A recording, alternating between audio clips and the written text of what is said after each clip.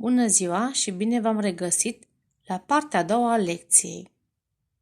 Vom face cel de-al doilea experiment, în care o să vă prezint soluția.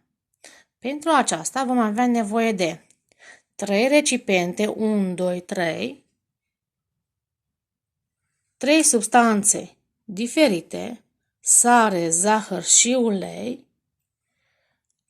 o spatulă și o baghetă. Cum vom proceda?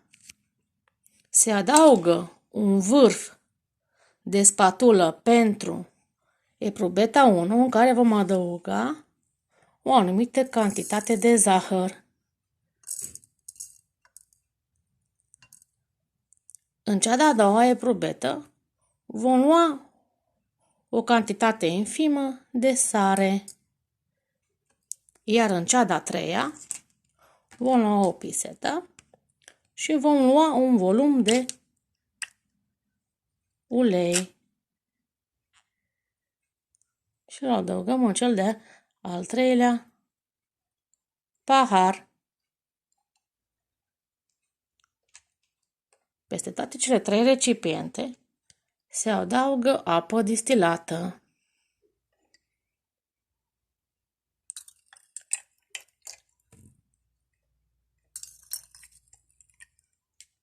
Luăm o baghetă și agităm cele 3 recipiente, cele 3 pahare.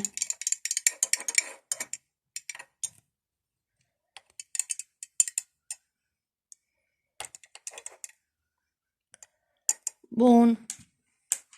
În primul pahar în care am adăugat zahărul, mai agităm puțin,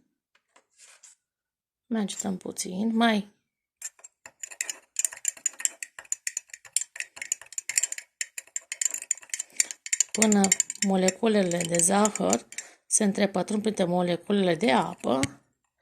De fapt, avem un fenomen de dizolvare.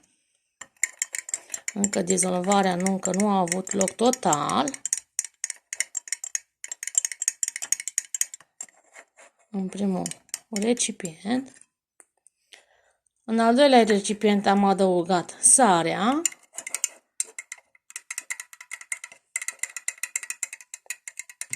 Influențăm dizolvarea prin agitare. Iar în cel de-al treilea pahar am avut apa cu uleiul.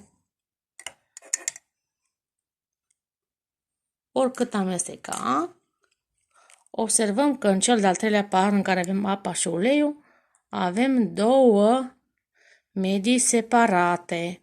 Da, avem apa pe fund și uleiul deasupra datorită densității. Iar în paharul 1 și 2 observăm că și zahărul și sarea s-a dizolvat în apă, formând un amestec omogen. În cel de-al treilea pahar, apa cu uleiul nu s-a dizolvat, formând un amestec eterogen. Deci, în care dintre cele 3 pahare avem soluție? În 1, 2 sau 3? Soluții găsim în paharul 1 și paharul 2. De ce? Pentru că soluția este amestecul omogen de substanțe obținut în urma dizolvării. Mulțumesc pentru atenție!